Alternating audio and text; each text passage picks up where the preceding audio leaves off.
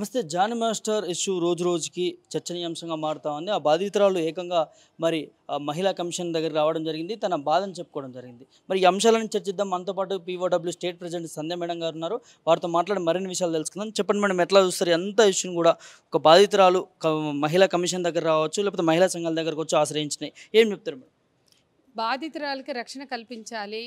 ఆమె ఎదుర్కొంటున్న emotional, mental, physical, social torture అనేది ఆమె ఆమె గురి కాకూడదు. ఎందుకంటే ఈ రంగంలో కాస్టింగ్ కౌచ్ ఎట్లుంది, ఎక్స్‌ప్లాయిటేషన్ ఎట్లుంది అని అందరికీ తెలిసిన విషయమే. కానీ ఒక ధైర్యంగా, డేరింగ్గా అమ్మాయి బయటకు వచ్చి చెప్పగానే ఆమె వెంటబడడం, వేధించడం అనేది అన్ని విధాలా జరుగుతుంది. అది ఆపాలి. అట్లాగే ఆమె దగ్గర అన్ని ఆధారాలు ఉన్నాయి. 2017లో D11కి వచ్చింది, ఆ తర్వాత D12కి వచ్చింది.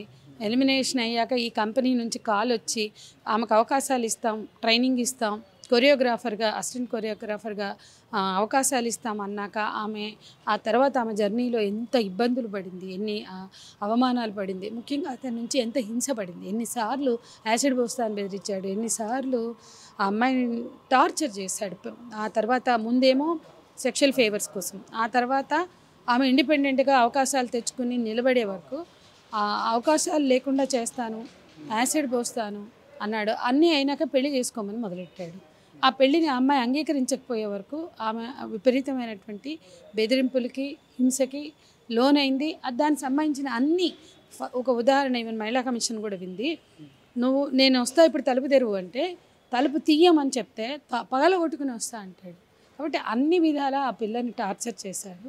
ఇది అన్ని సాక్ష్యాధారాలు కూడా ఉన్నాయి. ఖచ్చితంగా పోలీసులు అవి పరిశీలించి న్యాయం చేయాలి. ఇండస్ట్రీ ఇప్పటికే ముందుకు వచ్చింది. ఈ అమ్మాయి ఇవాళ బయటకు వచ్చి నిలబడిందంటే ఇండస్ట్రీయే కారణం, అంటే ఛాంబర్సే కారణం. ఝాన్సీ లాంటి వాళ్ళు నిలబడ్డారు.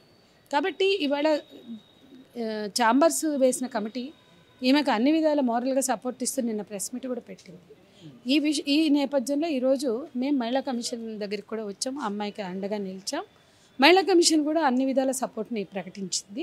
ఇవాళ ఆ అమ్మాయికి న్యాయం చేయడం కోసం అందరం నిలబడతాం.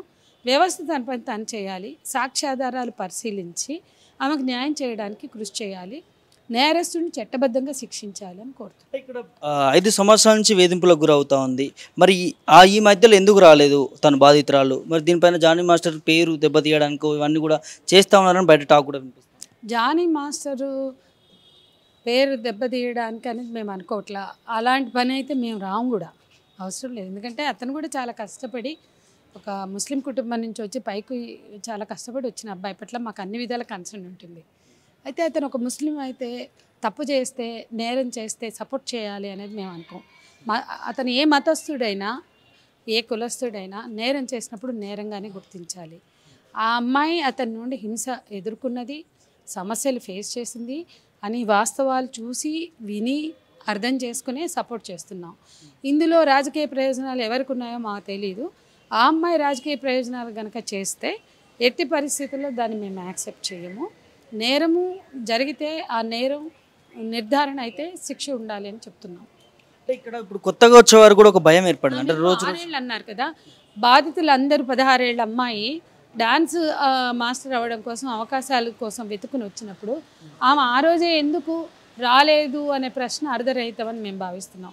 ఎప్పుడు కూడా నేరం జరగగానే ఎందుకు రాలేదంటే రాజకీయ నాయకుల బాధితులు ఉన్నారు, కుటుంబంలో బాధితులు ఉన్నారు. వీళ్ళ 10 ఏళ్ల నుంచి భర్తను వేధింపులు పడి 11వ ఏట బయటకు వస్తే నువ్వు 10 ఏళ్ళు ఎందుకు బయటకు రాలేదని అడుగుతామా మనం? 10 ఏళ్ళు చూస్తుంది, మారుతాడేమో అని చూస్తుంది, ఆలోచిస్తాడేమో అని చూస్తుంది, అర్థం చేసుకుంటాడేమో అని చూస్తుంది, బయటకు వస్తుంది. అట్లాగే అనేక పరిస్థలాల్లో లైంగిక వేధింపులకు గురైన బాధితులతో మేము మాట్లాడినప్పుడు ముందే బయటకు రారు. నా పరువు పోతుందేమో, కుటుంబ పరువు పోతుందేమో, మరి బయటకు వస్తే ఏమవుతుందో, అందరు నన్నే వేలెత్తి చూపిస్తారని భరించలేని స్థితిలోనే బయటకు వస్తారు. దానికి 6 ఏళ్ళు పట్టచ్చు, 10 ఏళ్ళు పట్టచ్చు. కాబట్టి ఇప్పుడు 6 ఏళ్ళని ఆమెను ఇంకా హాంట్ చేయడం అది కరెక్ట్ కాదు. ఎట్లా చూస్తారు మేడం? తరచుగా జరుగుతూ ఉన్నాయి, రోజు రోజుకి పెరుగుతూ ఉన్నాయి. ఎందుకు దీంట్లో లోపం ఏమి? రే గుండె వేసుకుని చేసుకుని చెప్పమనండి ఇండస్ట్రీలో ఇవి జరగట్లేదని. మగవాళ్ళని చెప్పమనండి, హీరోలను చెప్పమనండి, ఆడవాళ్ళని చెప్పమనండి. ఎంతోమంది వివిధ సందర్భాల్లో తమ ఇంటర్వ్యూల్లో చెప్పారు. నేను ఒక యాక్ట్రెస్ విజయలక్ష్మి గారు చెప్పారు, రాత్రి వచ్చి మా తలుపులు కొట్టారు పెద్దవాళ్ళు, పేర్లు చెప్పొద్దని. అందరు రమాప్రభ గారి నుంచి మొన్న తారా మాస్టర్ వరకు కూడా తాము పడిన బాధలు చెప్పారు. ఇండస్ట్రీలో సెక్షువల్ ఎక్స్‌ప్లాయిటేషన్ ఉంది, తమని తాము కాపాడుకుంటూ నిలబడడానికి వాళ్ళందరూ స్ట్రగుల్ చేశారు. కాబట్టి వాళ్ళ ఈ అమ్మాయి బయటకు వచ్చింది కాబట్టి ఈమె తప్పుడుదని మిగతా వాళ్ళందరూ నిలబడ్డారంటే నిలబడ్డానికి వాళ్ళు ఎంత స్ట్రగుల్ చేశారో, ఎంత రాజీ పడ్డారో ఇవాళ చాలామంది యూట్యూబ్ ఇంటర్వ్యూలో చెప్తున్నారు. కాబట్టి సమస్యలు లేవని ఎవరు అనరు, అందరికీ తెలుసు. ఉన్నాయి కాబట్టి మేము నేను పిటిషనర్ 1ని సినిమా ఇండస్ట్రీ మీద హై లెవెల్ కమిటీ వేసి రిపోర్టు ఇవ్వాలి అని దాంట్లో మేము చాలామంది ఉన్నాం, అందులో నేను ఒక పిటిషనర్ని. కొట్లాడి హైకోర్టులో సీజే ముందు నిలబడి ఫైట్ చేసి మేము హై లెవెల్ కమిటీని డిమాండ్ చేసాం. ఆఖరికి హై లెవెల్ కమిటీ వేయమన్నా కూడా వీళ్ళు స్పందించకపోతే ఆనాటి బీఆర్ఎస్ ప్రభుత్వం సీఎంకి సిఎస్కి అల్టిమేటం ఇచ్చింది హైకోర్టు. డేట్ పెట్టి డెడ్లైన్ పెట్టి వేయాలంటే అప్పుడు వేశారు. కాబట్టి ఆ కమిటీ రిపోర్ట్ కూడా ఇవాళ ఉంది. ఇవాళ కొత్తగా మేము మాట్లాడట్లా, ఇవన్నీ రాజకీయాలు కాదు. శ్రీరెడ్డి స్ట్రిప్పింగ్ తర్వాత ఒక ఉద్యమం నడిపి ఆ ఉద్యమంలో భాగంగా అనేక డిమాండ్స్ని మేము ఎఫ్డీసీతో కూర్చున్నాం. ఆనాటి మంత్రి సినిమాటోగ్రఫీ మంత్రి తలసాని శ్రీనివాస్ యాదవ్ గారితో కూర్చున్నాం. అన్నీ చేశాక అప్పటికి సంపూర్ణంగా అన్నీ ఫుల్ఫిల్ చేయట్లా. తలసాని శ్రీనివాస్ యాదవ్ గారు కూడా నా ప్రయత్నం నేను చేశాను మేడం, మీరు పెట్టిన డిమాండ్లు అన్నీ కానీ ఇండస్ట్రీ ఒప్పుకోవట్లేదు అన్నప్పుడే మేము హైకోర్టుకి వెళ్ళాం. ఇవాళ హైకోర్టు ఉత్తర్వుల మేరకు ఏర్పడిన కమిటీ రిపోర్ట్ సోమేష్ కుమార్కి పెడితే ఆయన పడేసి కూర్చున్నాడు అక్కడ కోల్డ్ స్టోరేజ్. కొత్త గవర్నమెంట్ కూడా వచ్చిన గవర్నమెంట్ పట్టించుకోలేదు, వాళ్ళకు కూడా ఇచ్చాం దాన్ని బయటకు తీయండి అని. ఇలాంటి పునరావృతం కాకుండా ఇలాంటి చర్యలు తీసుకోవాలంటే సినీ ఇండస్ట్రీలో పునరావృతం కావద్దండి. మైనర్స్ అయితే కన్సెంట్తో సంబంధం లేదు, ఎవరూ టచ్ చేయొద్దు. మేజర్స్ అయితే వాళ్ళ కన్సెంట్ లేకుండా వాళ్ళ మీద ఒత్తిడి తేవడం, బ్లాక్మెయిల్ చేయడం, భయపెట్టడం, యాసిడ్ పోస్తామనడం, బెదిరించడం చేయకూడదు. ఎవరైనా సరే ఇండస్ట్రీలో హీరోయిన్ల కాడ నుంచి 24 క్రాఫ్ట్స్లో ఏ మహిళ అయినా ఈ అభద్రతా భావానికి గురి కావద్దు. అవకాశాలు రొంగకపోతే రావు, రాజీ పడకపోతే రావు అనే స్థితి వాళ్ళు ఎదుర్కోవద్దు.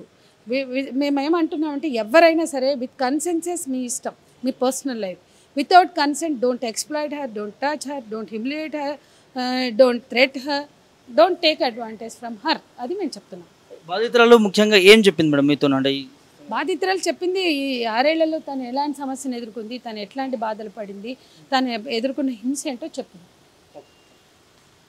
చూడొచ్చు, ఇది జానీ మాస్టర్కి సంబంధించి వేధింపులకు గురైనటువంటి బాధితురాలు. మరి మహిళా సంఘాలు కావచ్చు, లేకపోతే ఇక్కడ తెలంగాణ రాష్ట్ర స్టేట్ మహిళా సంఘాలకు కావచ్చు, వీళ్ళని కూడా కలిసి తన బాధను అనేది చెప్పుకోవడం జరిగింది. ఖచ్చితంగా దీనిపైన సీరియస్ యాక్షన్ తీసుకుంటామని మహిళా కమిషన్ చెప్తున్నటువంటి సందర్భం చూస్తున్నాం.